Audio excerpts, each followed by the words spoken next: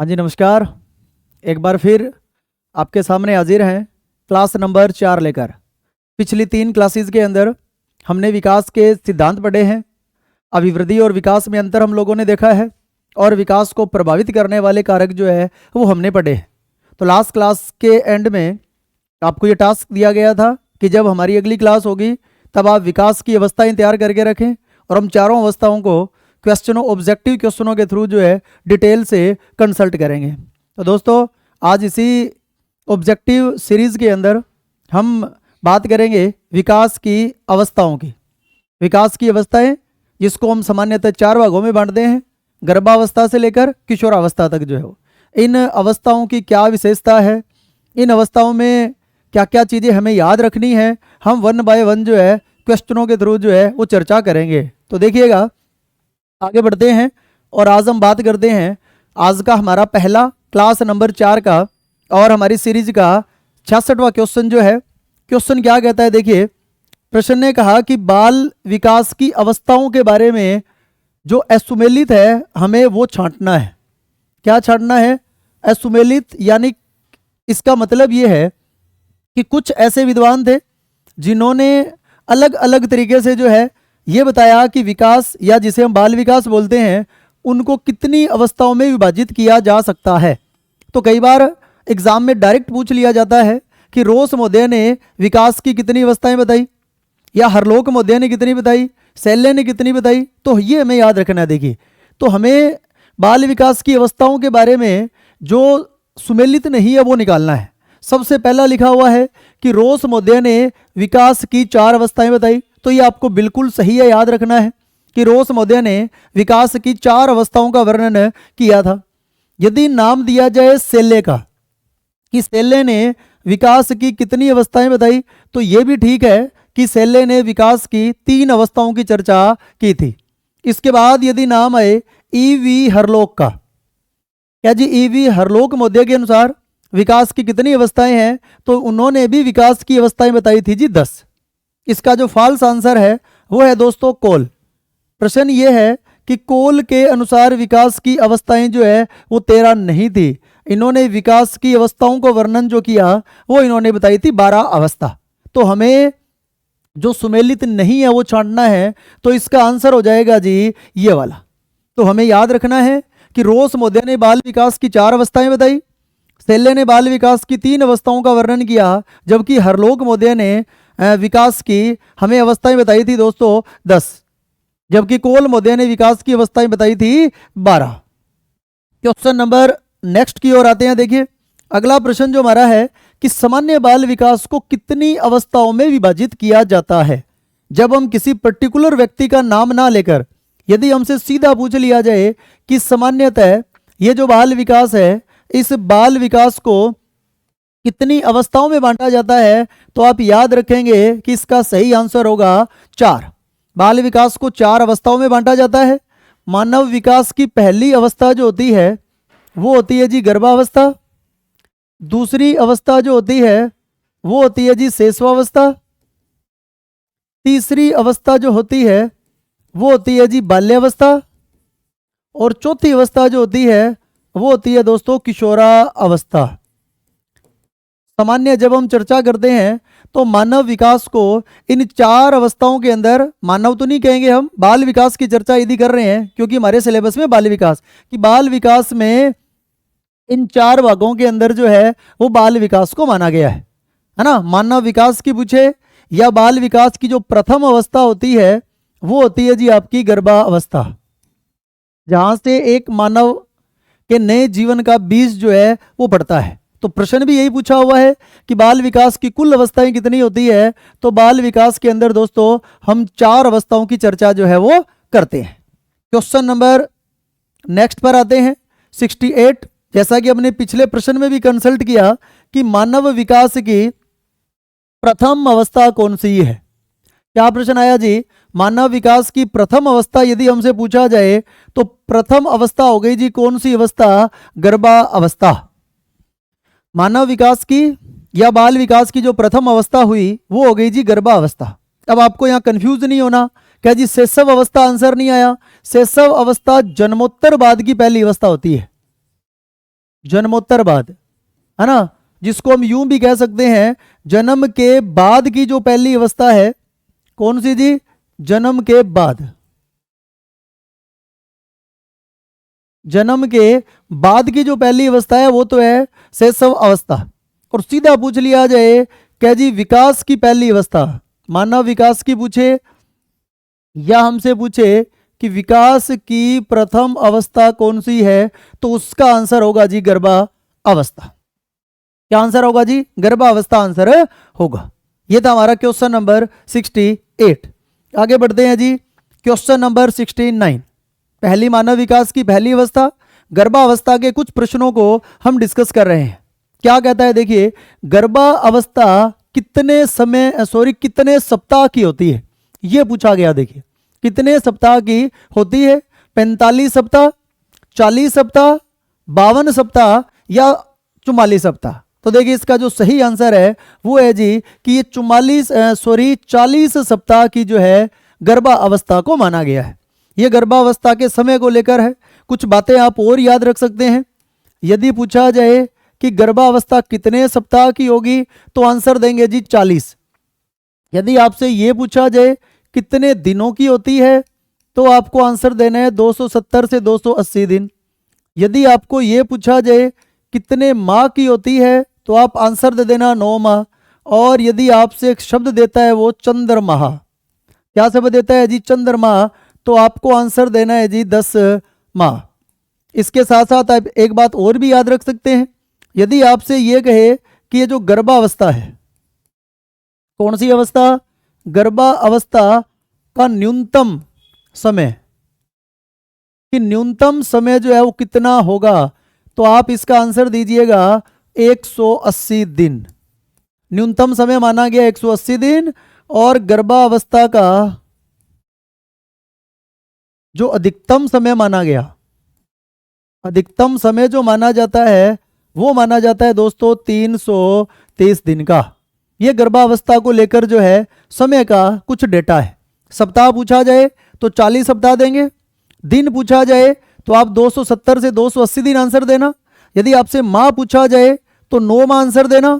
आपसे चंद्रमा पूछा जाए तो आप 10 माह आंसर देंगे। और गर्भावस्था का न्यूनतम समय पीरियड माना पूछा जाए तो 180 दिन। और यदि अधिकतम पूछा जाए तो आपका आंसर आएगा 330 दिन। न्यूनतम का मतलब है लगभग 6 महीने। कई बार क्या होता है कि यदि किसी वजह से प्री मेच्योर डिलीवरी होती है और वो डिलीवरी यदि 180 दिन से पहले होगी तो विज्ञान का मानना है कि वो बच्चा इस दुनिया के अंदर सर्वाइव नहीं कर पाएगा। लेकिन यदि उसका जन्म 180 दिन के बाद होता है, 180 दिन के बाद, यानी उस बच्चे के माँ के गर्भ में आने के लगभग 7वें महीने में, तो वो बच्चा इस दुनिया में सर्वाइव कर जाएगा। इसलिए कई बार हम हमारे समाज में या हमारे घर के आसपास ये सुनते हैं कह जी ये बच्चा 7 मासिया है या ये बच्चा 8 मासिया है। इसका मतलब उसका जन्म 180 दिन के बाद हुआ था। तो वो बच्चा जो है वो दुनिया में सर्वाइव कर गया। इसलिए न्यूनतम समय पीरियड माना गया 180 दिन का और अधिकतम माना जाएगा जी कितना? 330 दिन का। ये था हमारा क्वेश्चन नंबर 69।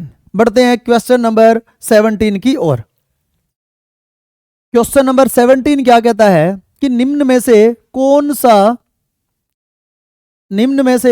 कौन सा विकास की गर्भावस्था के सही क्रम को प्रदर्शित नहीं करता। यानी अभी जो हमने पिछले प्रश्न में देखा, कई जो गर्भावस्था है ये लगभग 9 महीने चलती है, 270 से 280 दिन चलती है। तो इस अवस्था को कितने भागों में विभाजित किया गया है? तो पहला प्रश्न आपको याद ये रखना है कि गर्भावस्था जो 270 से 280 दिन है, इनको 3 अवस्थाओं के अंदर जो है वो बांटा गया है। यानी ये जो 9 महीने का जो सर्किल मां के गर्भ में चलेगा वो सर्किल 3 अवस्थाओं से होता हुआ जो है वो निकलेगा। और इन तीनों का सीक्वेंस आपसे पूछा गया है। तो याद रखिएगा सीधा, सबसे पहले ये इसका सही आंसर है। और सबसे पहले जो अवस्था आएगी वो अवस्था आएगी देखिए बीजावस्था, कि गर्भ में पड़ेगा जी बीज। फिर वो बीज जो है वो रूप लेगा भ्रूण का। दूसरी अवस्था आएगी भ्रूणावस्था, और भ्रूण के बाद वो बन जाएगा जी आपका शिशु। लेकिन वो शिशु जब गर्भ में है तो उसे कहा जाता है गर्भस्थ शिशु। और जब वो इस दुनिया में आ जाएगा तो वो कहलाएगा नवजात शिशु।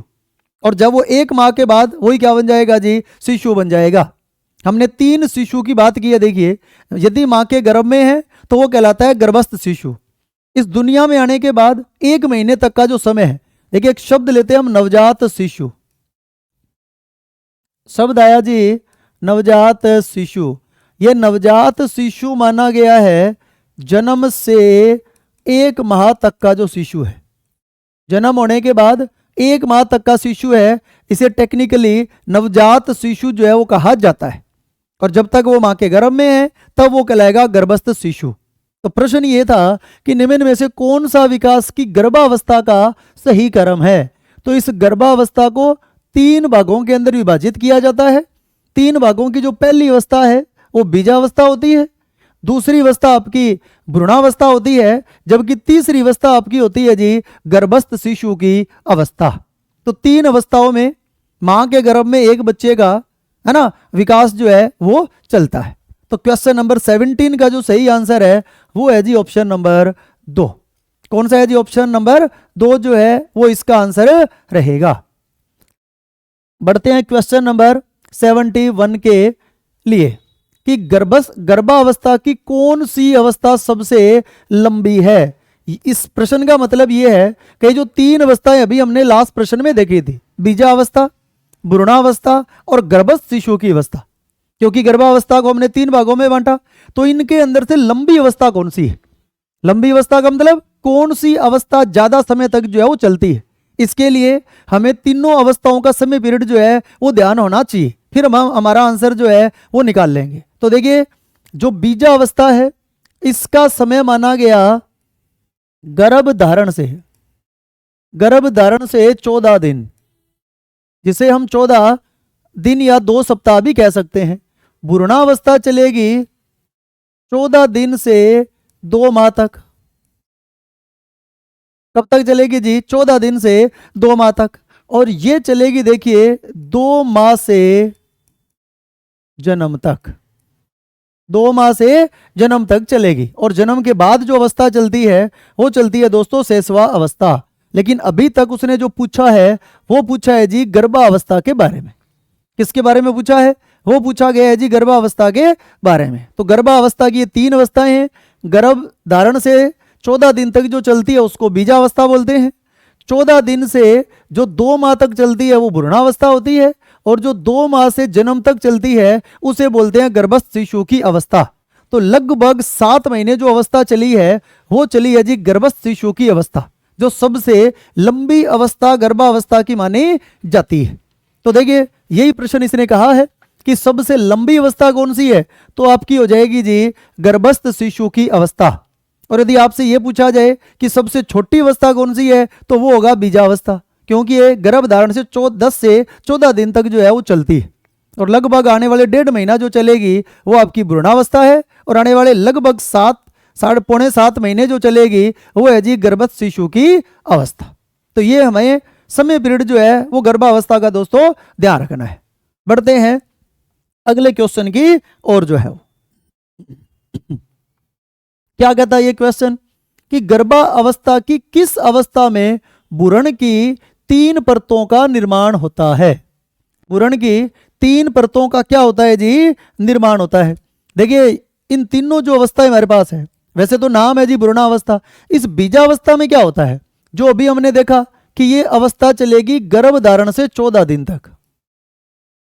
गर्भ धारण से 14 दिन तक ये अवस्था चलेगी। इस अवस्था के अंदर जैसे ही अंडा जो है वो फर्टिलाइज होगा, है ना, और एक स्पर्म के द्वारा जो है इस अंडे को फर्टिलाइज किया जाएगा, तो अंदर ये जो युक्ता आएगा, जिसे विज्ञान की भाषा में युक्ता या जायगोट बोलते हैं, कहा जाता है कि वो लगभग 10 से 14 दिन मां के गर्भाशय के अंदर अंदर जो है वो तैरता रहता है। लगभग 10 से 14 दिन के बीच जाकर ये जो अंडा है ये मां के गर्भ से चिपक जाता है। और इस युक्ता को ये जो युक्ता है ये मां के गर्भाशय से चिपक जाएगा और इसको बाहर से आहार मिलना हो जाएगा जी प्रारंभ। और जैसे इसको बाहर से आहार मिलना प्रारंभ होगा, इस युक्ता का विकास होना हो जाएगा प्रारंभ। युक्ता का विकास होना क्या हो जाएगा जी? प्रारंभ जो है वो हो जाएगा। तो इस अवस्था को या इसको कहा जाता है जी रोपण, कि यहां रोपण की क्रिया घटित हुई। तो रोपण की क्रिया पूछ ली जाए कि किस अवस्था में होती है, तो वो होती है दोस्तों भ्रूणावस्था में। सॉरी बीजावस्था में। वो किस में होती है जी? बीजावस्था में। अब देखिए 14 दिन के बाद 14 दिन से लेकर 2 माह तक चलेगी जी कौन सी अवस्था? आपकी भ्रूणावस्था। सबसे महत्वपूर्ण है कौन सी अवस्था? भ्रूणावस्था। भ्रूणावस्था का मतलब है कि जिस रंग रूप, या हम यूं कहें कि जो शक्ल लेकर हम इस दुनिया में आते हैं ना, उस शक्ल का निर्माण जो है, शक्ल का निर्माण जो होता है ना, वो भ्रूणावस्था में होता है। हमें जो शक्ल मिलती है, हमारा नैन नक्श जो मिलता है, शरीर के अंगों का जो निर्माण कार्य चलता है, वो निर्माण कार्य इसी भ्रूणावस्था के अंदर जो है वो चलेगा। लेकिन देखिए इस भ्रूणावस्था के अंदर जो निर्माण कार्य होता है वो 3 परतों के अंदर होता है। एक परत होती है जिसको हम बोलते हैं बाह्य परत, एक परत आपकी मध्य परत होती है, और एक परत होती है दोस्तों आंतरिक परत। यानी ये 3 परतें जो है ये आपकी भ्रूणावस्था से संबंधित होती है, जिसमें एक भ्रूण या एक जो युक्ता जो था उसको शक्ल मिलना दोस्तों प्रारंभ हो जाएगी। अब यदि आपको थोड़ा सा ये जानना हो कि बाह्य, मध्य और आंतरिक का मतलब क्या होता है, तो आप ये समझिएगा कि यहां पर चूंकि इस प्रकार ये जो शक्ल है हमें, ये शक्ल हमें मिल जाएगी कौन सी अवस्था में जी?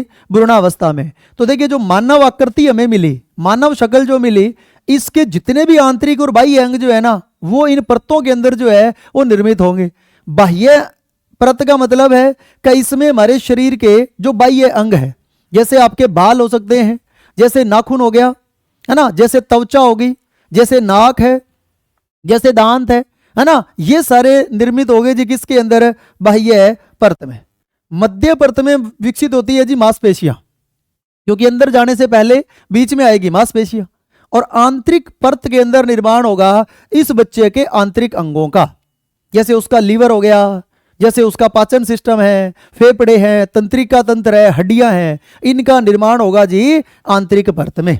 इसलिए प्रश्न पूछा गया कह जी है ना, भ्रूण की तीनों परतों का निर्माण गर्भावस्था की किस अवस्था में भ्रूण की तीनों अवस्थाओं का निर्माण होता है? तो आंसर होगा जी भ्रूणावस्था, क्योंकि 3 परतें होगी, बाह्य परत में बाह्य अंग, मध्य परत में मांसपेशियां, और आंतरिक परत में शरीर के आंतरिक अंगों का होगा दोस्तों निर्माण। और ये जो बीजावस्था है इसमें एक प्रक्रिया होती है जिसे हम बोलते हैं रोपण की प्रक्रिया। और यदि थोड़ा ये जानना हो कि गर्भस्थ शिशु की अवस्था, तो इस गर्भस्थ शिशु की अवस्था में किसी भी नए अंग का निर्माण नहीं होता है। जिन अंगों का निर्माण भ्रूणावस्था के अंदर होता है उसी का ही विकास आने वाले 6-7 महीने तक जो है वो चलता रहता है। कभी आपसे ये भी पूछ ले कि गर्भावस्था की किस अवस्था के अंदर किसी भी नए अंग का निर्माण नहीं होता है, तो दोस्तों उसका आंसर जो होगा वो होगा जी गर्भस्थ शिशु की अवस्था, जहां किसी नए अंग का निर्माण नहीं होगा। केवल जिन अंगों का निर्माण भ्रूणावस्था के अंदर हो चुका है उन्हीं का ही विकास आने वाले समय के अंदर जो है वो चलता रहेगा। अब उसी प्रश्न से मिलता जुलता नेक्स्ट प्रश्न है कि गर्भावस्था की किस अवस्था में शिशु को आसानी से पहचाना जा सकता है? तो हमने कहा कि किस अवस्था में हमें ये शक्ल, ये सूरत जो है ये हमें मिल जाएगी। तो अभी हमने कहा कि शिशु को जो शक्ल मिलती है वो शक्ल मिलती है दोस्तों भ्रूणावस्था के अंदर। भ्रूणावस्था के निकलने के बाद क्लियरली जो है ये पहचान हो जाती है कि जी एक भ्रूण, एक मानव आकृति जो है वो क्या हो चुकी है दोस्तों? बन चुकी है। तो शिशु को आसानी से किस में पहचाना जा सकता है? तो आंसर होगा भ्रूणावस्था। क्वेश्चन नंबर 74 की ओर चलते हैं हम। क्या कहता है देखिए, है ना, कि शेषवा अवस्था होती है मानव विकास की दूसरी अवस्था और जन्म के बाद की पहली अवस्था कि शेषवावस्था कब से कब तक चलेगी? तो बिल्कुल सीधा सा आंसर है कि ये हमारे जन्म से 5 या 6 वर्ष तक चलती है ना। इसका जो सही है बिल्कुल कि ये अवस्था जन्म से प्रारंभ होगी और ये चलेगी जी 5 या 6 वर्ष तक जो है वो ये अवस्था चलती है। कब तक चलेगी जी? 5 से 6 वर्ष तक आपकी शेषव अवस्था जो है वो चलेगी। Question number 75। अब देखिए कि शेषवावस्था के बारे में कौन सा कथन सत्य नहीं है। यानी 4 स्टेटमेंट आपके सामने हैं और आपको इनमें से रॉन्ग स्टेटमेंट जो है उसको आइडेंटिफाई करना है ना। देखिए इसमें मैंने विद्वानों के नाम लिखे हैं, जैसे एडलर महोदय है, वेलेंटाइन है, जॉन लॉक है और कोल एंड ब्रुश है कि किसने ये स्टेटमेंट जो है वो शैशव अवस्था के बारे में जो है वो नहीं दिया। तो पहला स्टेटमेंट जो हमारा है कि बालक के जन्म के कुछ समय के बाद ही यह निश्चित हो जाता है कि भावी जीवन में उसका क्या स्थान होगा। क्या यह स्टेटमेंट एडलर महोदय का है? तो ये हमें देखना है। दूसरा, शैशव अवस्था को सीखने का आदर्श काल कहा है जी किसने? वेलेंटाइन ने। तीसरा कह रहा है कि शिशु का मस्तिष्क जन्म के समय कोरी स्लेट के समान होता है, ये हरलोक महोदय ने कहा है। और मनुष्य को जो कुछ भी बनना होता है, मनुष्य को जो कुछ भी बनना होता है वह 4-5 वर्ष में, है ना, या 4-5 वर्ष में बन जाता है, ये बात कही कोल एंड ब्रुश ने। तो हमें इनमें से सही आइडेंटिफाई करना है कि कौन सा स्टेटमेंट विद्वानों के साथ में सही नहीं है। तो इसका आंसर होगा दोस्तों नंबर 4। ये बात कोल एंड ब्रुश की नहीं कही गई है, ये बात कही थी वियना ऑस्ट्रिया के विद्वान सिगमंड फ्राइड ने। किसने कहा था जी? सिगमंड फ्राइड ने कहा था। बाकी ये तीनों स्टेटमेंट बिल्कुल सही हैं। तो ये 4 स्टेटमेंट आप याद रखेंगे कि बालक के जन्म के कुछ समय के बाद ये निश्चित हो जाता है कि उसका क्या स्थान रहेगा, ये बात एडलर ने कही। सीखने का आदर्श काल इसी अवस्था को कहा जी किसने? वेलेंटाइन ने। और जन्म के समय शिशु का जो मस्तिष्क होता है वो कोरी स्लेट के समान होता है, ये बात कही जी किसने? जॉन लॉक ने। और मनुष्य को जो कुछ बनना होता है वो शुरुआती 4-5 साल में बन जाता है, ये बात कही थी किसने? सिगमंड फ्राइड महोदय ने। तो ये 4 स्टेटमेंट जो है वो आपको शैशव अवस्था को लेकर दोस्तों ध्यान में रखने हैं। अब चलते हैं जी क्वेश्चन नंबर 76 के पास। अब इसने कहा जी शैशव अवस्था को नहीं कहा जाता, है ना, कि शैशव अवस्था को क्या नहीं कहते हैं? क्या शैशव अवस्था को, है ना, जीवन का सबसे महत्वपूर्ण काल कहते हैं? क्या शैशव अवस्था को भावी जीवन की आधारशिला कहते हैं? क्या शैशव अवस्था को नामकरण विस्फोट की अवस्था कहते हैं? और क्या शैशव अवस्था को शैक्षिक दृष्टि से जीवन का महत्वपूर्ण काल कहते हैं? किन चारों में से कौन सा नाम शैशव अवस्था के साथ में जुड़ा हुआ नहीं है? तो सही आंसर होगा दोस्तों ये वाला, शैक्षिक दृष्टि से जीवन का महत्वपूर्ण काल है। तो उत्तर इसके लिए सही है बाल्य अवस्था। कौन सी अवस्था जी? बाल्य अवस्था को शैक्षिक दृष्टि से जीवन का महत्वपूर्ण काल माना गया है। लेकिन डायरेक्टली पूछा जाए कि जीवन का सबसे महत्वपूर्ण काल कौन सा है, तो शैशव अवस्था है। भावी जीवन की आधारशिला है तो कौन सी अवस्था है जी? शैशव अवस्था है। और एक बच्चे के सबसे ज्यादा जो नाम होते हैं ना वो इसी अवस्था के अंदर होते हैं, क्योंकि जब बच्चा विद्यालय जाना प्रारंभ करता है तो विद्यालय में दोस्तों उसका एक स्थायी नाम रख दिया जाता है। तो हम क्या देखते हैं, या तो एक नाम स्कूल का और एक छोटा मोटा नाम कोई घर या समाज का हो जाता है। 1-2 नामों तक उसका नामकरण जो है ना वो हो जाता है स्थायी। लेकिन शैशव अवस्था के अंदर विद्यालय जाने से पहले पहले हम उसके बहुत नाम लेते हैं। किसी ने चिंटू कहा, किसी ने पप्पू कहा, है ना, किसी ने कुछ मर्जी कह दिया जो है ना। लेकिन स्थायी नाम पढ़ना प्रारंभ हो जाएगा बाल्य अवस्था में, इसलिए इस अवस्था को नामकरण विस्फोट की अवस्था भी कहते हैं। भावी जीवन यानी नींव, एक बच्चे के भावी जीवन की जो नींव पड़ेगी वो इसी अवस्था के अंदर पड़ेगी, है ना। और सीखने की दृष्टि से भी जीवन का जो सबसे महत्वपूर्ण काल है वो यही है, क्योंकि यहाँ बच्चे का शारीरिक और मानसिक विकास सबसे तीव्र गति से होता है। बच्चे के मस्तिष्क में जो ग्रहणशील क्षमता होती है वो सबसे ज्यादा इसी अवस्था के अंदर होती है, क्योंकि बच्चा अनुकरण के माध्यम से सीख रहा है।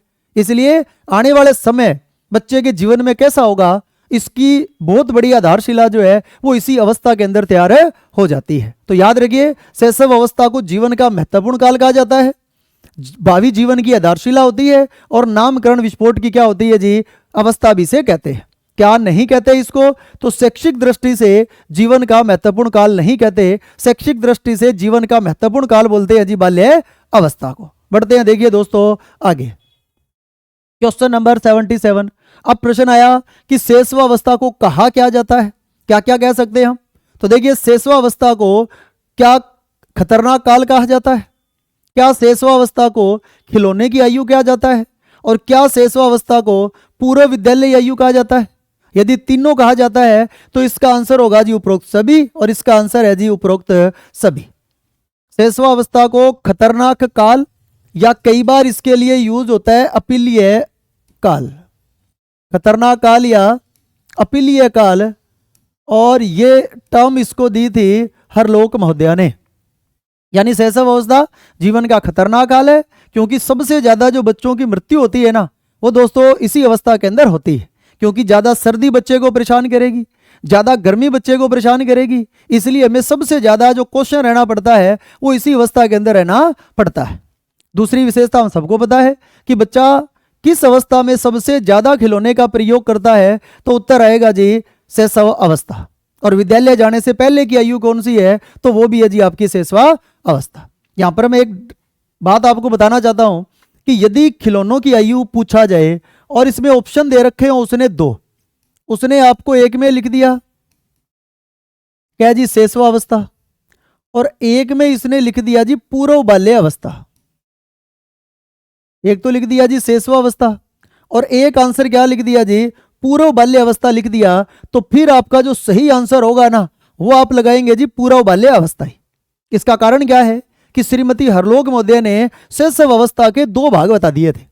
ये खिलौनों की आयु भी श्रीमती हरलोक ने इसको कहा है कि दो मतलब भाग बताए शैशव अवस्था के, कि जो जन्म से 2 वर्ष तक जो अवस्था चलेगी, जन्म से 2 वर्ष तक जो अवस्था चलेगी वो तो होगी शैशव अवस्था, है ना। और जो अवस्था 2 से लेकर 5 से 6 वर्ष तक जो चलेगी वो चलेगी जी कौन सी पूर्व बाल्य अवस्था, यानी बाल्य अवस्था चलने से पहले की अवस्था। इसलिए बच्चा इन दोनों समय सीमा में से सबसे ज्यादा जो खिलौने का यूज करता है ना, वो यूज करना प्रारंभ करता है दोस्तों 2 साल के बाद। इसलिए जब दोनों ऑप्शन एक साथ आते हैं शैशव या पूर्व बाल्य अवस्था, तब हमें सही आंसर जो है वो करना है पूर्व बाल्य अवस्था। क्या करना है जी पूर्व बाल्य अवस्था करना है। और यदि पूर्व बाल्य अवस्था नहीं है, सीधा लिखा हुआ है शैशव अवस्था, बाल्य अवस्था, किशोरावस्था या कोई और अवस्था दे दी जाए, तब हमारा आंसर होगा जी शैशव अवस्था। दोनों बातें आपको ध्यान रखनी है ना। और देखिए यदि आपको लगता है कि थोड़ी चीजें स्पीड से चल रही है, हमें कम समझ आ रहा है, तो आप इस वीडियो को थोड़ा स्पीड करके 2-3 बार देख लीजिएगा, क्योंकि समय हमारे पास कम है और हमारा प्रयास है कि हम आपको आपके एग्जाम से पहले पहले एक बार पूरा रिविजन जो है वो प्रश्नों के माध्यम से दें। तो यदि थोड़ा दिक्कत हो रही है तो आप इसको हाई स्पीड में करके एक बार फिर से क्या कर सकते हैं जी सुन सकते हैं।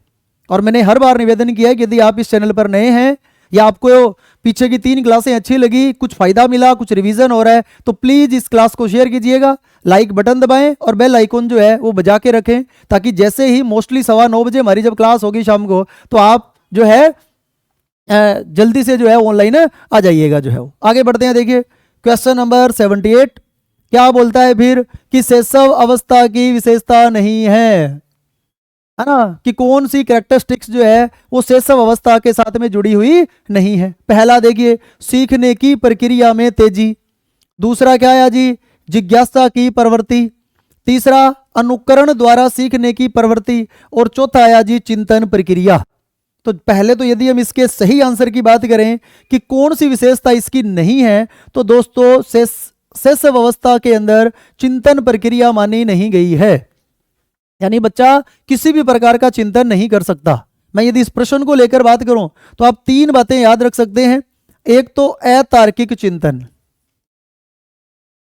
आपसे पूछा जाए जहां चिंतन होता ही नहीं है, ना तो बच्चा मूर्त चिंतन करेगा और ना अमूर्त करेगा, या आपसे पूछ लिया जाए मूर्त या ठोस चिंतन, मूर्त या ठोस चिंतन, और या आपसे पूछ लिया जाए अमूर्त या तार्किक चिंतन अवस्थाओं के हिसाब से। क्या जी मूर्त या तार्किक चिंतन। तो याद रखिए अतार्किक चिंतन में तो आंसर दे देना शैशव अवस्था, कि यहां किसी भी प्रकार का चिंतन बच्चा नहीं करता है।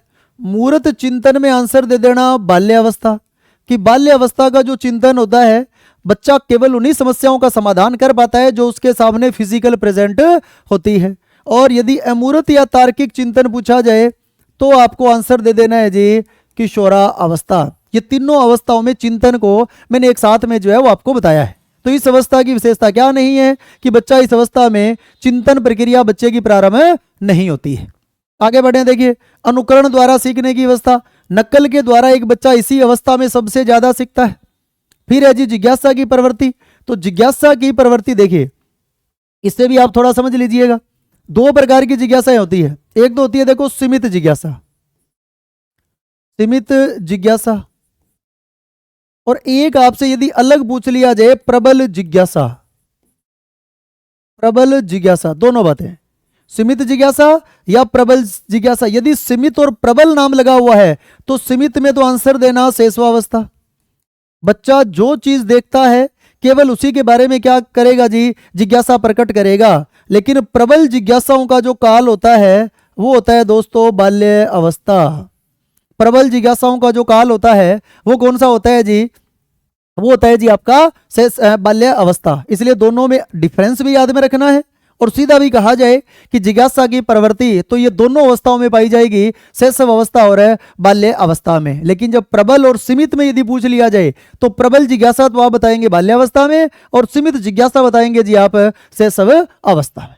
इसके बाद देखिए जी सीखने की प्रक्रिया में तेजी, है ना, यह भी शैशव अवस्था की विशेषता है। शारीरिक और मानसिक विकास जो सबसे ज्यादा तीव्र होता है ना, वो संभवतः इसी अवस्था के अंदर रहता है।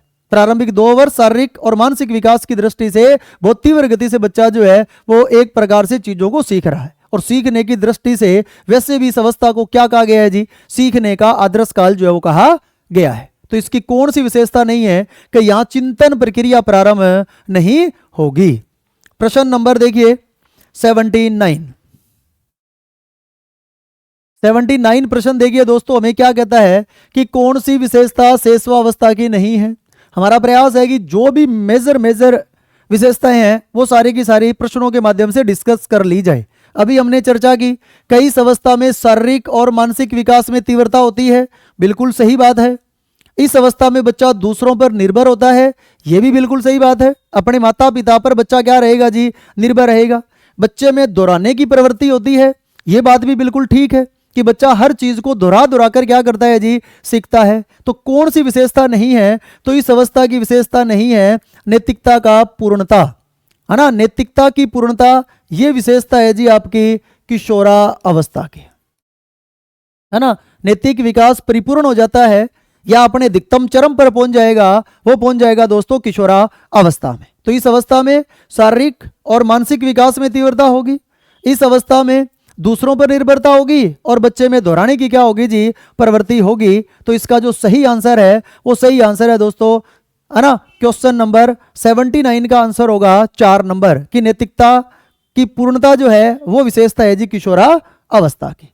प्रश्न नंबर 80 आपके सामने है, क्या कहता है देखिए, कौन सी विशेषता किशोरा अवस्था की नहीं है ना। तो पहला आत्म केंद्रिता बिल्कुल सही है ना। बच्चे में ईगो सेंट्रिज्म होता है, बच्चा जो मांगता है बच्चे को तुरंत मिलता है। तो बच्चे को यूं लगता है कि जी, मतलब यूं मानिएगा आत्म केंद्रिता का मतलब कि बच्चा अपने नजरिए से पूरी दुनिया को देखने की कोशिश करता है। उसको लगता है कि जो मुझे ठीक लग रहा है वही सभी प्रकार से जो है वो दुनिया को क्या लग रहा है जी, ठीक लग रहा होगा। इसलिए इसमें बच्चे में आत्म केंद्रिता का भाव होता है। वैसे ही ये संस्कार निर्माण की अवस्था है कि संस्कार निर्माण की शिक्षा एक बच्चा परिवार से लेना जो है वो दोस्तों प्रारंभ करता है, इसलिए संस्कार निर्माण की अवस्था बोलते हैं। आत्मनिर्भर होना ये विशेषता नहीं है, यहाँ निर्भरता होती है दूसरों पर। और कभी आत्मनिर्भरता पूछ ली जाए तो बच्चा आत्मनिर्भर हो जाता है जी कौन सी अवस्था में दोस्तों, बाल्य अवस्था में। और ये बहुत अच्छा शब्द है कि इस अवस्था में बच्चे का व्यवहार मूल प्रवृत्तियों के अधीन रहता है। मूल प्रवृत्तियों का मतलब जो जिसमें क्रियाएं होती है, जैसे किसी चीज को फेंकना, है ना, एक मतलब यूं इधर उधर टहलने निकल जाना, ये मूल प्रवृत्तियां होती है। किसी चीज को मुंह में लेना, चूसना, फेंकना, झपट्टा मारना, ये सारी चीजें। तो इसका मतलब क्या है, यानी इन मूल प्रवृत्तियों का संचालन बच्चा बिना सोचे समझे किस अवस्था में करता है, तो उत्तर आएगा जी शैशवावस्था। ऐसा नहीं है कि आज हम चीजों की तरफ झपट्टा नहीं मार रहे हैं, ऐसा नहीं है कि आज हम चीजों को मुंह में ले रहे हैं, मुंह में नहीं ले रहे हैं, है ना। लेकिन आज हमें ये बात पता है कि किस चीज को कब फेंकना है, किस चीज को पकड़ना है और किस चीज को नहीं पकड़ना। इसलिए आज हमारा व्यवहार मूल प्रत्यात्मक व्यवहार नहीं है, हम मूल प्रवृत्तियों का संचालन भी सोच समझकर करते हैं। लेकिन शैशव अवस्था में ये चीजें नहीं होती। बच्चे के सामने यदि लोहे की रोड आ जाएगी ना, तो बच्चा उस रोड को भी क्या कर लेगा जी, पकड़ लेगा। उसको पता नहीं है कि इसको पकड़ना है कि नहीं पकड़ना है, सिर्फ पकड़ा है उसने, संचालन हुआ है किसका, मूल प्रवृत्तियों का। तो मूल प्रवृत्तियों के अधीन बच्चे का व्यवहार किस अवस्था में होगा, तो वो भी दोस्तों होगा शैशवा अवस्था के अंदर। तो याद रखिए शैशवावस्था की विशेषता में और क्या आ जाएगा, कि शैशवावस्था आत्म केंद्रित, इसमें बच्चे में आत्म केंद्रिता का भाव होता है। इसके अलावा संस्कार निर्माण की अवस्था है और बच्चे का व्यवहार मूल प्रत्यात्मक होता है। क्या नहीं होता है? तो इस अवस्था में आत्मनिर्भरता का भाव नहीं होगा और आत्मनिर्भरता का भाव बच्चे में आता है दोस्तों बाल्य अवस्था में। बढ़ते हैं क्वेश्चन नंबर नेक्स्ट की ओर। अब है जी क्वेश्चन नंबर हमारा 81। क्या कहता है? कौन सी विशेषता शैशवावस्था की नहीं है? पहली विशेषता बहिर्मुखिता, यही हमारा आंसर है। शैशव अवस्था का बच्चा प्राय अपने आप में ज्यादा गुमसुम होता है बजाय कि दूसरों के साथ खुलकर बात करने के लिए। तो आप याद रखिएगा, सीधा आ जाए कि किस अवस्था के अंदर सामान्यतः बच्चा अंतर्मुखी प्रवृत्ति का होता है, तो उत्तर देना है जी शैशवावस्था। वो अपने माँ या परिचित के पास ही बैठना, उनसे बात करना ही पसंद करेगा। लेकिन जब कोई दूसरा आ जाएगा तो बिल्कुल गुमसुम होकर जो है वो बैठ जाता है। नंबर 2, बाकी तीनों विशेषता इस अवस्था की है। याद रखिए, आत्म गौरव की भावना, यानी अपने आप को सर्वश्रेष्ठ समझने का जो भाव आता है वो आता है इसी अवस्था में। अपने जूतों को सर्वश्रेष्ठ समझना, अपने माता पिता को सर्वश्रेष्ठ समझना, अपने कपड़ों को सर्वश्रेष्ठ समझना, मतलब हर चीज उसको लगता है कि जो मेरे पास है वही दुनिया की सबसे सर्वश्रेष्ठ चीजें है। तो इसमें क्या है जी, आत्म गौरव का भाव इस अवस्था में होता है। बच्चा दूसरों के साथ खेल खेलना प्रारंभ कर देता है, जिसे बोलते हैं जी सामाजिक खेल। ये एक आंकड़ा भी है। कभी आपसे सीधा पूछ लिया जाए कि बच्चा सामाजिक खेल खेलना किस वर्ष में प्रारंभ करता है, तो आंसर दे देना जी 3 वर्ष में बच्चा सामाजिक खेल खेलता है। और इसके अलावा इस अवस्था की और क्या विशेषता है कि प्रारंभ में बच्चा एकांत में खेलेगा, 2-2.5 साल के बाद जैसे वो खेलना प्रारंभ करेगा, लेकिन जैसे जैसे हम एंड की ओर चलते जाएंगे, जैसे जैसे क्या होगा जी, हम चलते जाएंगे जी कौन सी अवस्था में, अंतिम वर्षों के अंदर चलते जाएंगे, बाल्य अवस्था की ओर बढ़ेंगे, तो बच्चा किसी दूसरे बच्चों के साथ भी खेलना कर देगा जी दोस्तों प्रारंभ। तो इसमें दोनों प्रकार के खेल बच्चा खेल लेता है, कभी अकेला खेलेगा तो कभी बच्चा दूसरों के साथ खेलना भी क्या कर देगा जी, प्रारंभ कर देगा। तो कौन सी विशेषता नहीं है? बहिर्मुखिता विशेषता नहीं है। बहिर्मुखिता मोस्टली बाल्य अवस्था की विशेषता है और बहिर्मुखी बच्चा किशोरावस्था के अंदर भी होता है। दोनों विशेषता जो है कॉमन रहेगी, है ना। लेकिन आप याद रखिए, लेकिन शैशव अवस्था का बच्चा जो है वो सामान्यतः बहिर्मुखी माना नहीं गया है। तो देखिए, बहिर्मुखी स्वभाव नहीं होता है, लेकिन क्या होता है जी, बच्चे में आत्म गौरव का भाव होगा, सामाजिक खेल खेलना प्रारंभ कर देगा दूसरों के साथ 3 वर्ष में। और इन खेलों की प्रवृत्ति क्या होगी कि प्रारंभ में तो बच्चा एकांत में खेलेगा, लेकिन बाद के वर्षों में बच्चा दूसरों के साथ खेलना भी क्या कर देता है जी, प्रारंभ कर देता है। बढ़ते हैं क्वेश्चन नंबर नेक्स्ट की ओर। और हमारा अगला क्वेश्चन है जी 82। क्या कहता है प्रश्न? विकास की कौन सी अवस्था में नार्सिसिज्म, जिसे हमारी भाषा में बोलते हैं स्वयं प्रेम की भावना का गुण अत्यंत प्रबल होता है। नार्सिसिज्म का मतलब होता है अपने आप से प्रेम करना, और ये टर्म दी थी जी सिगमंड फ्रायड ने। किसने दी थी जी? फ्रायड ने। और फ्रायड के अनुसार इस स्व प्रेम की भावना की प्रबलता होती है जी कौन सी अवस्था में? शैशवावस्था में इसकी प्रबलता होती है। और एक प्रश्न आप यहां और याद रख लीजिएगा कि फ्रायड के अनुसार, है ना, शैशवावस्था में बच्चों में लिबिडो का भाव होता है, फीलिंग ऑफ सेक्सुअलिटी का भाव होता है जी कौन सी अवस्था के अंदर? शैशवावस्था में। आप याद रखिएगा, केवल मात्र एक ऐसे विद्वान थे जिनका मानना था कि जब बच्चा पैदा होता है तो उसके अंदर लिबिडो का भाव जो है वो जन्मजात होता है। इसके अलावा किसी भी विद्वान ने इस बात को एक्सेप्ट नहीं किया था जैसा कि फ्रायड ने कहा। लेकिन हमारे पास 2 प्रश्न है, नार्सिसिज्म का भाव किस अवस्था में है? तो आप आंसर दीजिएगा शैशव अवस्था। और यदि हमसे यह पूछा जाए क्या जी लिबिडो का भाव जो है वो बच्चे में किस अवस्था में पाया जाता है, तो भी आंसर होगा शैशव अवस्था। और यदि आपसे यह पूछ लिया जाए कि बात कही किसने, तो हमारा आंसर होगा दोस्तों फ्रायड के द्वारा ये मानना था कि बच्चे में नार्सिसिज्म और लिबिडो का भाव जो है वो होता है। लिबिडो मतलब फीलिंग ऑफ सेक्सुअलिटी की चर्चा फ्रायड महोदय ने की थी। अब बढ़ते हैं क्वेश्चन नंबर नेक्स्ट की ओर। और हमारा जो अगला प्रश्न है दोस्तों वो है जी 83 नंबर क्वेश्चन। और हम चर्चा कर रहे हैं जी बाल्य अवस्था से संबंधित सिद्धांत की। अब क्या कह रहा है देखिए, बाल्य अवस्था से संबंधित कथन की कि बाल्य अवस्था से संबंधित कौन सा कथन सत्य नहीं है, कि किस विद्वान ने बाल्य अवस्था के बारे में कौन सी बात नहीं कही। पहला देखिए कि इन्होंने कहा कि बाल्य अवस्था शैक्षिक दृष्टि से जीवन का महत्वपूर्ण काल होता है। क्या ये बात जॉनसन और सिम्पसन ने कही है? क्या बाल्यावस्था को जीवन का अनोखा काल कोल एंड ब्रुश ने कहा है? क्या बाल्यावस्था को प्रतिद्वंदात्मक समाजीकरण का काल किलपैट्रिक ने कहा है? और क्या बाल्यावस्था को जीवन का निर्माणकारी काल रोस ने कहा है ना? तो पहले तो इसका यदि हम आंसर देखें तो ये वाला स्टेटमेंट दोस्तों गलत है। जीवन का निर्माणकारी काल कहा है जी फ्रायड ने। बाल्यावस्था को जीवन का निर्माणकारी काल किसने कहा है जी? निर्माणकारी काल कहा है दोस्तों फ्रायड ने। तो ये चार स्टेटमेंट आप याद रखिएगा कि जॉनसन और सिम्पसन ने बाल्यावस्था को शैक्षिक दृष्टि से जीवन का महत्वपूर्ण काल कहा है। कोल एंड ब्रुश ने बाल्यावस्था को जीवन का अनोखा काल कहा है, जबकि किलपैट्रिक ने बाल्यावस्था को प्रतिद्वंदात्मक समाजीकरण का काल कहा है कि सबसे ज्यादा बच्चे में जो दूसरों को पीछे छोड़ने की कंपटीशन का जो भाव होता है वो इसी अवस्था में दोस्तों सबसे ज्यादा जो है वो पाया जाता है ना। और निर्माणकारी काल जो कहा है वो कहा है दोस्तों किसने? फ्रायड ने। किसने कहा जी? फ्रायड ने इसको निर्माणकारी काल भी कहा है। तो चार बातें आपको इस प्रश्न के थ्रू बाल्यावस्था की जो है वो याद रखनी है। बढ़ते हैं क्वेश्चन नंबर 84। प्रश्न कहता है कि बाल्यावस्था को अन्य किस नाम से जाना जाता है? क्या इस अवस्था को मिथ्या परिपक्वता का काल बोलते हैं, सुडो मेच्योरिटी एज कहते हैं? क्या इस अवस्था को समूह व खेल की आयु बोलते हैं? और क्या इस अवस्था को वैचारिक क्रिया अवस्था जो है वो कहा जाता है? तो इसका जो सही आंसर होगा वो है दोस्तों उपरोक्त सभी। तीनों चारों नाम जो है वो इस अवस्था के हैं। बाल्यावस्था को मिथ्या परिपक्वता का काल कहा था रोस नामक विद्वान ने। किसने कहा था जी? रोस नामक विद्वान ने इसको कहा था मिथ्या परिपक्वता का काल।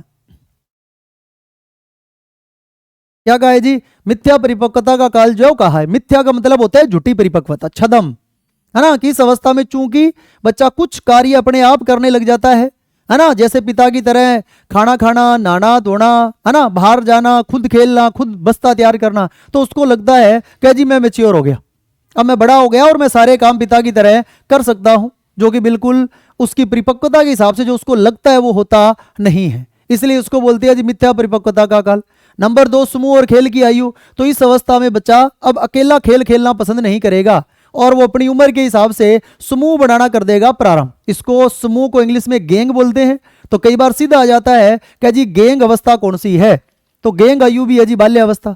और बाल्यावस्था में बच्चा समूह का निर्माण करेगा क्योंकि बच्चे को खेल खेलने हैं, इसलिए खेल की आयु पूछा जाए तो बाल्यावस्था है। और वैचारिक क्रिया अवस्था, जीन प्याजे ने इस अवस्था को वैचारिक क्रिया अवस्था कहा। और वो इन्होंने इसलिए कहा कि इस अवस्था में बच्चा जो क्रिया कर रहा है हमें उस क्रिया के ऊपर क्या करना है दोस्तों? विचार करना है ना। क्योंकि इसी अवस्था में बच्चे में कुछ नकारात्मक गुणों का विकास होना प्रारंभ हो जाता है। बच्चा छोटी छोटी चोरियां करना प्रारंभ कर देता है, बच्चा झूठ बोलना प्रारंभ कर देता है, दूसरे के प्रति ईर्ष्या का भाव आ जाएगा। तो क्या बच्चा यदि कोई चप्पल भी मान लीजिएगा पहनकर वो घर आ जाता है जो आपने नहीं दिलाई, तो बच्चे से पूछिएगा कि चप्पल लाया कहां से? और यदि बच्चा कहता है कि मैं अपने दोस्त के साथ इस चप्पल को एक्सचेंज करके लाया हूं, तो इन्होंने कहा इस बात को यही मत छोड़िएगा, आप किसी तरीके से ये पता करने की कोशिश करें कि वो चप्पल बच्चा मांग के लाया था या कहीं बच्चा बिना बताया चोरी से उठाकर तो नहीं चला आया। क्योंकि इस अवस्था में आप बच्चे पर नियंत्रण कर सकते हैं और यहां पर यदि आपने ध्यान नहीं दिया तो अगली अवस्था के अंदर बच्चा दोस्तों आपके हाथ नहीं आना। इसलिए इस अवस्था को जीन प्याजे ने नाम दिया वैचारिक क्रिया अवस्था। तो चारों नाम इसी अवस्था के हैं। मिथ्या परिपक्वता का काल बोलते हैं, गैंग एज या समूह की आयु कहते हैं, है ना, प्ले एज इसको कहा जाता है, और वैचारिक क्रिया अवस्था जो है वो भी इस अवस्था को कहा जाता है। तो इसका जो सही आंसर होगा वो होगा जी उपरोक्त सभी। क्या आंसर होगा जी? उपरोक्त सभी इसका आंसर होगा। अब आते हैं जी क्वेश्चन नंबर 85। बाल्यावस्था को क्या नहीं कहा जाता है? क्या बाल्यावस्था को मूर्त चिंतन की अवस्था कहा जाता है? क्या बाल्यावस्था को गंदी आयु कहा जाता है? क्या बाल्यावस्था को मूल दुश्चिंता की अवस्था कहा जाता है? और क्या बाल्यावस्था को समस्या की आयु कहा जाता है? तो इसका जो सही आंसर होगा कि क्या नहीं कहा जाता है, तो बाल्यावस्था को समस्या की आयु नहीं कहा जाता। समस्या की आयु जो कहा जाता है वो कहा जाता है दोस्तों किशोरा अवस्था को।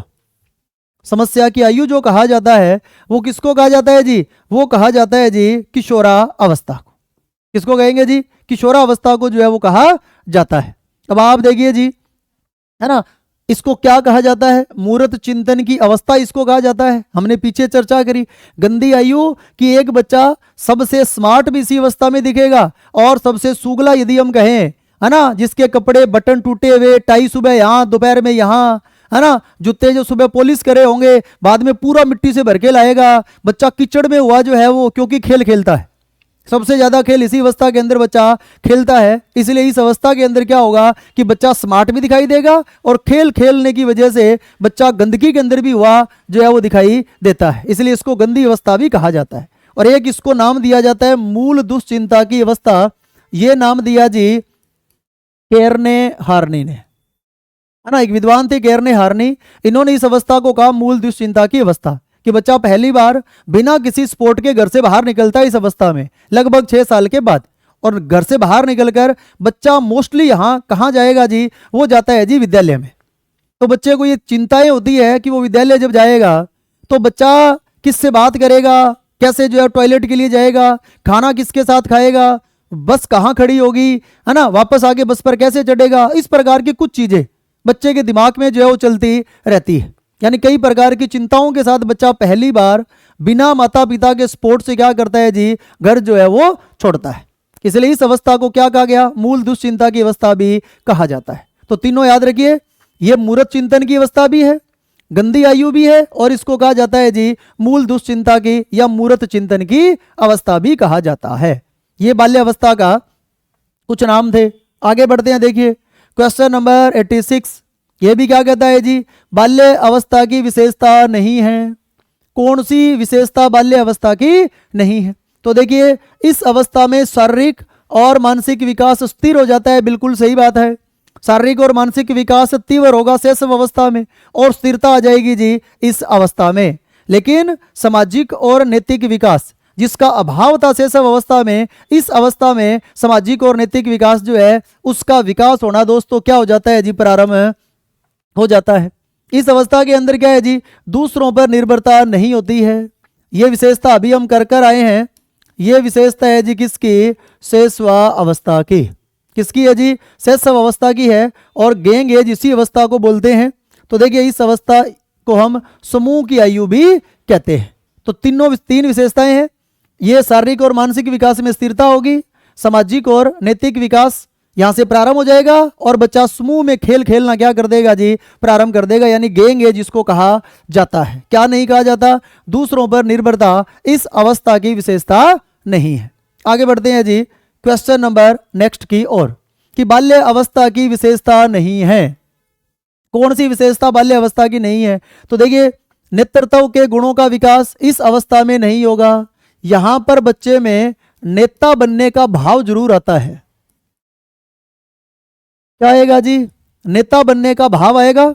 बच्चे को यूं लगेगा क्या जी क्लास का मॉनिटर मुझे बना दिया जाए, ये कोई टीम का कप्तान बनाया जा रहा है तो मुझे बनाया जाए, भले ही उसमें नेतृत्व का गुण है या नहीं है ना। तो नेता बनने का भाव तो आएगा, लेकिन नेतृत्व के गुणों का जो विकास होगा यदि अवस्था पूछी जाए तो वो होता है जी किशोरा अवस्था। कौन सी अवस्था है जी? किशोरा अवस्था, है ना। दूसरा याद रखिए समलिंगी समूह इस अवस्था की विशेषता है। समलिंगी का मतलब लड़का और लड़की, लड़की लड़की के साथ अवस्था में रहती है और लड़का जो है वो लड़के के साथ इसी अवस्था के अंदर जो है वो रहता है। यानी विषम लिंग ग्रुप इस अवस्था में नहीं बनेंगे। इस अवस्था की विशेषता है कि यहाँ जो ग्रुप जो बनेंगे लड़की लड़की के साथ खेलेगी और लड़का जो है वो लड़के के साथ खेलेगा। इसके अलावा रचनात्मक कार्यों में रुचि यानी सृजनात्मकता का विकास इसी अवस्था से प्रारंभ होता है। बच्चा नई नई चीजों के निर्माण में यहाँ से क्या लेगा जी? रुचि लेगा। और इसके अलावा चीजों को संभाल कर रखने की, संचय करने की जो प्रवृत्ति है, चाहे वो खाली रिफिल हो, चाहे जो कॉपियां भर गई, चाहे बच्चे के पास ज्योमेट्री बॉक्स था लेकिन वो टूट गया, जो भी चीज बच्चे को लगेगा ये ठीक है, उसको भले ही वो यूजलेस होगी लेकिन बावजूद इसके उसे अपने बैग या अपने पास जो है रखने की चेष्टा इसी अवस्था के अंदर बच्चे को रहती है। तो संचय की प्रवृत्ति इसी अवस्था की विशेषता है। रचनात्मक कार्यों में रुचि लेगा, नेता बनने की इच्छा। और ग्रुप यदि पूछा जाए जी कैसे बनेंगे तो आंसर दीजिएगा कि इस अवस्था में समलिंगी ग्रुप जो है उनका निर्माण होगा। विषम लिंगी ग्रुप जो है वो इस अवस्था की विशेषता नहीं है। फिर देखिए हम थोड़ी सी और बात करें कि बाल्य अवस्था की विशेषता नहीं है चोरी करना व झूठ बोलना, ये बिल्कुल है। हमने पिछले प्रश्नों में बात की थी कि इस अवस्था में कुछ नकारात्मक आदतें जो है वो आना दोस्तों प्रारंभ हो जाती है। तो यहाँ चोरी करना और झूठ बोलने की प्रवृत्ति बच्चे में डेवलप हो जाएगी, तो ये बिल्कुल सही विशेषता है। दिवा स्वप्न की प्रवृत्ति ये इस अवस्था में नहीं होता है। दिवा स्वप्न की प्रवृत्ति होती है जी किशोरावस्था में। एक बात याद रखिएगा, कल्पनाशील बच्चा दो ही अवस्था में होगा, शैशव अवस्था और बाल्यावस्था, शैशव अवस्था और किशोरावस्था में। बाल्यावस्था में यदि बच्चे का कभी भी दृष्टिकोण पूछा जाए तो वो होता है जी यथार्थवादी, यानी यथार्थवादी दृष्टिकोण होगा। यथार्थवादी का मतलब होता है रियलिस्टिक, कि बच्चे का दृष्टिकोण वास्तविकता पर आधारित होगा, है ना। यानी किस अवस्था में बच्चा वास्तविक ढंग से ही सोचता है, तो बाल्यावस्था। और बच्चा कल्पनाशील रहता है दो अवस्थाओं में, शैशव अवस्था में भी और आपका किशोरावस्था में भी। शैशव अवस्था में कल्पनाएं हमारी सीमित होती है, लेकिन किशोरावस्था में कल्पनाएं जो है, कल्पनाओं का हो जाता है जी बाहुल्य। और दिवा स्वप्न की जो प्रवृत्ति है कि सपने लेना, है ना, सोच सोच कर अपने आप को खुश रखना या चीजों के बारे में सोचना जो है या नहीं है, जिसका कोई पता नहीं, तो ये अवस्था होती है जी किशोरावस्था, है ना। बाल्य अवस्था में बच्चा यथार्थवादी दृष्टिकोण पर क्या करता है जी, काम करता है, यानी उसका दृष्टिकोण जो है वो दोस्तों यथार्थवादी होता है। यानी बाल्य अवस्था का बच्चा ना तो कल्पनाशील होगा और ना ही दिवा स्वप्न की प्रवृत्ति उसके अंदर पाई जाएगी। लेकिन एक विशेषता है कि वो बिना काम के भ्रमण यानी निरुद्देश्य घूमने की प्रवृत्ति होती है। और ये बात कही थी जी बर्ट ने, है ना, कि बच्चा घर से खाना खा लेगा और यूं ही गलियों में टहलता हुआ जो है घूमता रहेगा, जिसका कोई भी औचित्य नहीं होता है। तो बिना काम के घूमने की जो प्रवृत्ति होती है वो भी इसी अवस्था के अंदर होती है। इसके अलावा प्रबल जिज्ञासा का काल अभी हम करके आए, सीमित जिज्ञासा आपकी शैशव अवस्था है और प्रबल जिज्ञासाओं का जो काल है वो है दोस्तों बाल्य अवस्था। तो कौन सी विशेषता नहीं है, तो दिवा स्वप्न की प्रवृत्ति बाल्य अवस्था में पाई नहीं जाती है। लेकिन कौन सी अवस्था होती है जी, चोरी करने और झूठ बोलने की प्रवृत्ति होती है, बिना काम के घूमने की अवस्था होती है, प्रबल जिज्ञासाओं का ये काल है। और दृष्टिकोण जो होता है वो दोस्तों कैसा होता है जी, रियलिस्टिक आउटलुक जो है वो एक बालक का इस अवस्था के अंदर होता है। आगे बढ़ते हैं जी क्वेश्चन नंबर 89 पर। बहुत अच्छा प्रश्न है, कौन सी अवस्था में बच्चों को हस्तशिल्प औजारों के प्रयोग, खिलौने बनाना, बागवानी आदि की शिक्षा देनी चाहिए। यानी एक प्रकार से ये सारी की सारी चीजें सृजनात्मक गुणों के विकास के लिए की जाती है। किन गुणों के विकास के लिए जी, कि एक बच्चा है उसको हमने नए औजार बनाने या प्रयोग करने के लिए कहा, उसको कहा जी नए नए खिलौने बना या बागवानी जो है वो कर। यानी हम ये पता लगाना चाहते हैं कि बच्चे में कुछ नया करने की इच्छा है या नहीं है, है ना, कि बच्चा सृजनशील गुण जो है वो रखता है या नहीं रखता है। तो याद रखिए, इस प्रकार की शिक्षा के लिए जिस काल को सबसे महत्वपूर्ण माना जाता है वो काल दोस्तों आपका कौन सा है जी, वो है बाल्य अवस्था। यदि बच्चे को हस्तकला की कोई हस्तशिल्प औजारों के प्रयोग का उसको प्रशिक्षण देना है, शिक्षा देनी है, खिलौने बनाने की शिक्षा देनी है या बागवानी आदि की शिक्षा देनी है, तो मनोविज्ञान का मानना है कि बाल्य अवस्था इस प्रकार की शिक्षा देने के लिए एक बेहतरीन काल जो है वो माना गया है। आगे बढ़ते हैं क्वेश्चन नंबर 90 की ओर, है ना। और आज का हमारा लास्ट प्रश्न है इस स्लाइड का, क्योंकि समय थोड़ा सा ज्यादा हो रहा है। हम किशोरा अवस्था को अगली क्लास के अंदर जो है जीन प्याजे के साथ जो है वो पढ़ेंगे। तो आप अगली क्लास के लिए जब हमारी होगी तो एक तो आप उसमें किशोरावस्था की मेजर जो विशेषताएं जो है आप उनके साथ आइएगा, और एक आप जीन प्याजे जो है ना उसको बेहतर पढ़ के आइए, क्योंकि जीन प्याजे के बिना कोई भी पेपर जो है वो पूरा नहीं होता है। तो हम जीन प्याजे को डिटेल से प्रश्नों के थ्रू उसकी चारों अवस्थाएं और उनसे और बहुत सारी बातें जो है वो नेक्स्ट क्लास में दोस्तों हम करेंगे।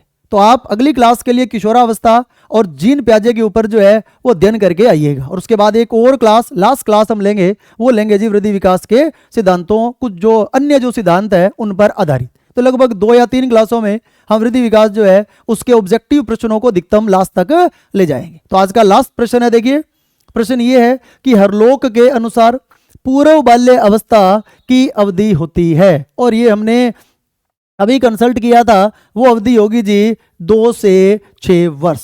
पूरा बाल्यावस्था का यदि समय पीरियड पूछा जाए तो वो दोस्तों आपको बताना है 2 से 6 वर्ष जो है वो बताना है। तो लगभग 25-27 प्रश्न हमने गर्भावस्था, शैशव अवस्था और बाल्यावस्था को लेकर जो है हमने इसमें डिस्कस किए थे। उम्मीद है कि ये प्रश्न आपको अच्छे लगे हैं।